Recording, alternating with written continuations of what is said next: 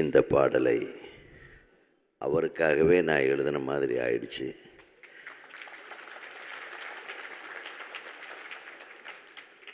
நான் எழுதும்போது நிறைய மனசில் விஷயங்கள் இருந்தது.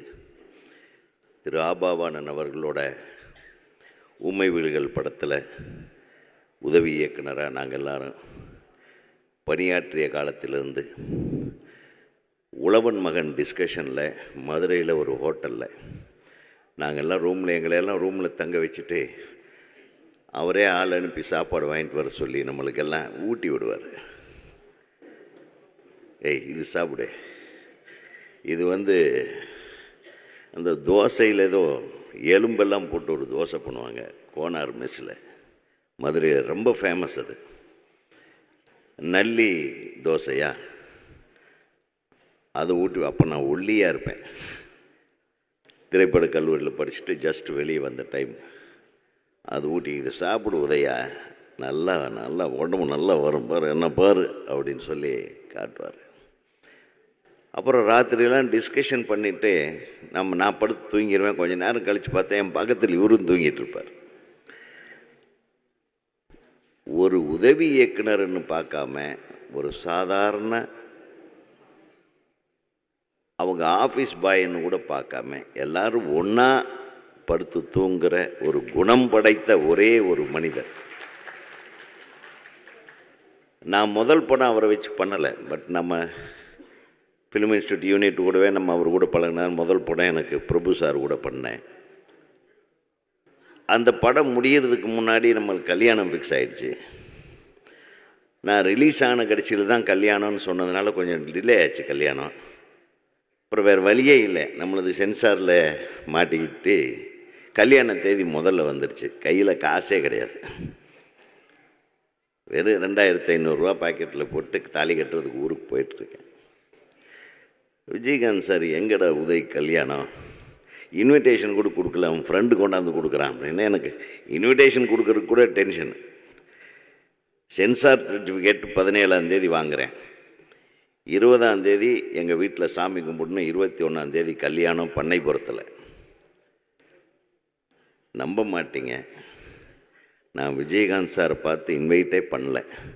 நம்ம உதய்க்கு கையில் காசு இல்லாமல் போகிறானே முதல் படம் ரிலீஸுக்கு முன்னாடி, இப்ராஹிம் ஒரு 4 காரு டிரைவரோடு சேர்த்து அனுப்பி விட்றா அப்படின்னு பண்ணைபுரத்தில் என்னுடைய உறவினர்களை எல்லாத்தையும் அழைத்து வந்தது அவர் கார் தான்.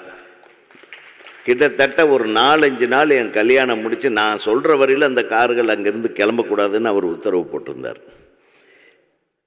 21ஆம் தேதி கல்யாணம் முடித்து 24ஆம் தேதி ரிசப்ஷன், 26ஆம் தேதி ரிலீஸ். அதுக்கப்புறம் தான் என்னுடைய தலையெழுத்தே தெரிய போகுது. இதோ தயாரிப்பாளர் உட்கார்ந்துட்டுருக்காரு சிவஸ்ரீ சீனு. 24ஆம் தேதி ரிசப்ஷனில் பார்த்தா முதல் சீட்டில் முதல் வரிசையில் அவர் உட்காந்துட்டார். நான் ஒரு பெரிய டைரக்டர்லாம் கிடையாது, சாதாரண அசிஸ்டன்ட் டைரக்டர். ஒரு அசிஸ்டன்ட் டைரக்டர் நல்லா இருக்கணும்னு நினச்ச ஒரு முதல் கலைஞன் திரைப்பட உலகத்திலேயே விஜய் சார் இருந்தேன். நான் விஜய் சார் தான் கூப்பிடுவேன். ரொம்ப என்னை செல்லம் கொண்டாடுவார். அதுக்கு தகுந்த மாதிரி நான் ஒரு படம் பண்ணாலும் இமயத்தில் தூக்கி வச்சு கொண்டாடுற மாதிரி ஒரு படம் பண்ணணுன்றதுக்காகத்தான் நான் கிராண்டியர் படமெல்லாம் பண்ண மாட்டேன். எமோஷனல் கிராண்டியர் அப்படின்னு வேறு ஒன்று இருக்கா அப்படின்னு என்கிட்ட கேட்பார். அது ஒன்றும் இல்லை, கடைசி வரையில் என்கிட்ட கதையே கேட்கல. ராவுதர் சார் மட்டும்தான் கதை கேட்டார். இந்த மாதிரி தோளில் தூண்டு போட்டு போனால் நான் அந்த டைலாக் ஒன்று வருமே, அந்த டைலாக் அவ்வளோதான் கதை அப்படின்ட்டேன். ஏய் உதய் விட்டுறேன், கிழக்கு வாசல் சூப்பராக பண்ணியிருக்காப்புல, ஏதோ பண்ணிடுவான்டா உதய், விட்டுரு, நீ கதையெல்லாம் கேட்காதேன்னு. அவ்வளோதான் சார். ஒரு சின்ன விஷயத்தை மட்டும் சொல்கிறேன். இரவெல்லாம் கோயம்புத்தூரில் பரதனுங்கிற ஒரு படம், ஃபுல்லாக ஆக்ஷன் ஓரியன்ட் படம். அவினாசி ரோடுன்னு உங்களுக்கு தெரியும், பெரிய மவுண்ட் ரோடு மாதிரி. இந்த பக்கம் பில்டிங்க்கு அந்த பக்கம் பில்டிங்க்கு நடுவில் ரோப்பு, அதில் பறந்து ஷூட் பண்ணிவிட்டு ஆக்ஷன் சீன் நடிச்சிட்ருப்பார் வெடிய. நாங்கள் பொள்ளாச்சியில் சின்ன கவுண்டரில் ஒரு சாதாரண லாட்ஜில், மணிஷ் லாட்ஜில் ரூம். காலையில் 5:30 மணிக்கு அந்த ரூம் கதவு திறந்து என் மேலே தண்ணி ஊற்றிட்டு இருப்பார். எந்திரி கிளம்பலாம் ஷூட்டிங்கன்னு. மனுஷன் தூங்கவே மாட்டாருங்க. ராத்திரியெல்லாம் அந்த படப்பிடிப்பு முடிச்சுட்டு இவ்வளவு இன்ட்ரெஸ்ட்டாக வந்து எங்களையும் அசிஸ்டண்ட்டுகளெல்லாம் எழுப்பி கூப்பிட்டு போயிடுவார். பார்த்தா எனக்கு அப்படியே கண்ணு செக்க செவேன்னு இருக்கும். அவர் கண்ணு, ஐயோ எங்கள் சின்ன கவுண்டர் கண்ணு வெள்ளை வெளியேறுன்னு இருக்கணுமே, சாந்தா சொரூபியாக இருக்கணுமே. நான் என்ன பண்ணுவேன், இந்த தலையை முடி இப்படி கட்டிட்டு படுக்க வச்சுருவேன். நீங்கள் நல்லா தூங்குங்க, நான் சொல்கிறப்ப எந்திரிச்சா போதுன்னு. அவர் ஒரு குழந்த மாதிரி அப்படியே தென்னை ஓலையை அப்படியே விரித்து படுத்து, தென்னை ஓலையிலேயே தலைமேட்டில் ஒரு ஓலையை போட்டு அப்படியே படுத்து தூங்கிடுவார். ஒரு 10:30 மணிக்கு எழுப்புவேன். அப்படியே சப்பியாக இருக்கும், கண் வெள்ளையன்னு இருக்கும். நான் இப்படி துண்டு கட்டினதுனால அந்த முடி மடங்கி இருக்கும். அப்படி வந்து நின்று இப்படி பார்க்க சொல்லுவேன். அவ்வளோதான், இவ்வளோதானாடா, இதுக்கா என்னை போட்டு இந்த வாட்டுனே பாரு. அதாவது எனக்கு தெரிய அவருக்கு எல்லாரும் இப்போ பேசுனாங்க, அவர் இவ்வளவு பண்ணியிருக்காரு, இவ்வளவு அவர் பண்ணியிருக்காரு. இது எல்லாத்தையும் விட எல்லா நடிகர்களுக்கும் ஒரு முக்கியமான ஒரு விஷயத்தை அவர் சொல்லிட்டு போயிருக்கார். தயவுப்படி நான் அதிக பிரசங்கித்தனமாக பேசுகிறேன்னு நினைக்க வேண்டாம். ஒரு டிரைவர் கூட வண்டி ஏன் இப்படி ஓட்டுறேன்னு சொன்னா, நான் எவ்வளோ வருஷம் டிரைவர் தெரியுமா அப்படின்னா அந்த டிரைவருக்கு உண்டான ஈகோவை காட்டுவான். ஒரு அசிஸ்டண்ட்டு கூட ஈகோவை காட்டுவான். ஒரு சாதாரண வேலைக்காரர் எந்த வேலையாக இருந்தாலும் சரி அவனுக்கு உண்டான ஈகோவை காட்டுவான். ஆனால் ஒரு மனுஷன் எந்த விதமான ஈகோவும் தான் ஹீரோன்ற ஈகோவே இல்லாமல் வாழ்ந்த ஒரே ஆள் விஜயகாந்த் சார் தான். கொஞ்சம் கூட ஈகோ இல்லைங்க. அதனால தான் அந்த ஈகோ இல்லாத மனிதனுக்கு இவ்வளவு பெரிய கூட்டம். அது தானாக அமைஞ்சது. அந்த வரிகள் என்னுடைய கதாபாத்திரத்துக்கும் நான் அவரை பற்றி யாருமே தப்பாகவே சொல்ல முடியாது. முத்துராமன் சார் சொன்னார், ஒரு மனிதனை பற்றி எப்போ தப்பாகவே சொல்ல முடியாது. அந்த மாதிரி ஒரு கேரக்டர் யாருன்னா அது விஜயகாந்த் சார் தான். கலங்கும்போது சேரு, அது தெளியும் போது நீருன்னு எழுதினேன். இளையராஜாவை கூப்பிட்டு என்னையா இது வரி, இது திருக்குறள் மாதிரி இருக்குன்னார். உண்மையாகவே விஜயகாந்த் அப்படித்தான்.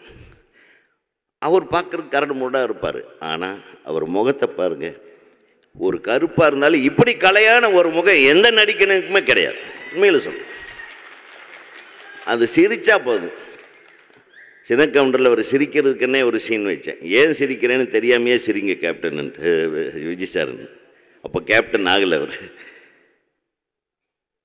அவர் ஏன் சிரிக்கிறேன்னு தெரியாமையே சிரித்தார். அந்த படம், அந்த சீன் மிகப்பெரிய ஹிட். அந்த சீனு ஸோ மற்றவங்களெல்லாம் சாப்பிட வைக்கிறது மட்டும் இல்லை, ஈகோன்ற ஒன்று தன் உள்ளே இறங்காமல் பார்த்துக்கிட்ட ஒரே நடிகன். அந்த ஈகோவை தூக்கி போட்டுட்டு நீங்கள் எல்லாம் ஒன்று சேருங்க. நான் குறிப்பாக சொல்கிறது, ஏன்னா இன்றைக்கி நடிகர் சங்கமும் தயாரிப்பாளர் சங்கமும் ஸ்ட்ராங்காக இருந்தால் தான் சினிமா ஸ்ட்ராங்காக இருக்கும். நீங்கள் எல்லாம் ஒன்று சேரணும்னு இன்றைக்கி கூட இந்த மனுஷன் யோசனை பண்ணதுனால தான் நீங்கள் எல்லாம் இன்றைக்கி ஒன்று சேர்ந்துருக்கீங்க. இன்றைக்கி கூட உங்களுடைய ஒற்றுமை இவரை சார்ந்துதான் இருக்கிறது என்பதற்கு நான் தலைவணங்குகிறேன். நான் மிகவும் மிகவும் சந்தோஷப்படுகிறேன். ஏன்னா ஒரு ஆன்மா உங்களை மீண்டும் ஒன்று சேர்க்க துடிக்கிறது என்பதை மட்டும் உணர்ந்து கொள்ளுங்கள். நாங்கள் எல்லாம் உங்கள் கூட இருப்போம். நம்ம சினிமாவை பார்ப்போம். ஆனால் எத்தனை சினிமாக்காரர்கள் இருந்தாலும் மனித நேயத்தோடு நீங்கள் இருங்கள், என்னை போல இருங்கள் என்று அண்ணன் விஜயகாந்த் அவர்கள் சொன்னதை மட்டும் நாம் நிறைவேற்றுவோம். அந்த மனித நேயத்திற்கு எனது வணக்கம்.